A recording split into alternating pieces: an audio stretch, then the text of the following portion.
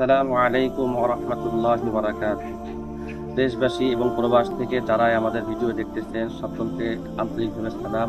আমাদের ঐতিহ্যবাহী পাবনা কাটিকারপাড়া পুরাতন জামে মসজিদ এর পক্ষ থেকে একটি মাদ্রাসা নির্মাণের জন্য এই জমিটি বরাদ্দ করা হয়েছে। তাই সকলের কাছে আমরা আর্থিক সহায়তা এবং অন্তর থেকে দোয়া প্রার্থনা করছি। আসসালামু আলাইকুম ওয়া রাহমাতুল্লাহ। আসসালামু আলাইকুম ওয়া রাহমাতুল্লাহি ওয়া বারাকাতুহু।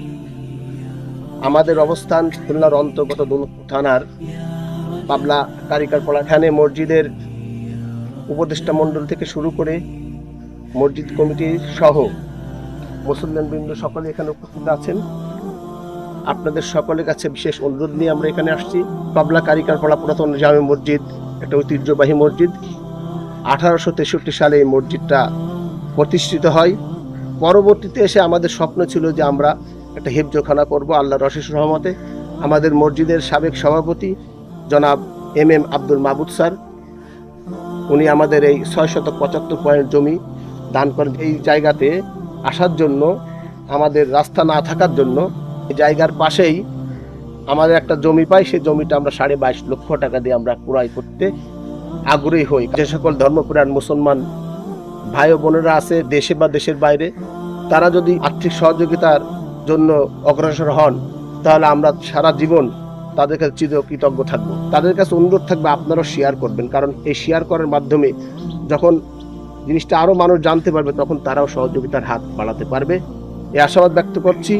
আমাদের মসজিদে দান করবার জন্য আমাদের অ্যাকাউন্ট আছে ইসলামী ব্যাংক বাংলাদেশ দৌলতপুর শাখার। আপনারা ইচ্ছা করলে সেখানে বিকাশের মাধ্যমে অথবা ইসলামী ব্যাংকের অ্যাকাউন্টের মাধ্যমে আপনারা টাকা পৌঁছাতে পারবেন।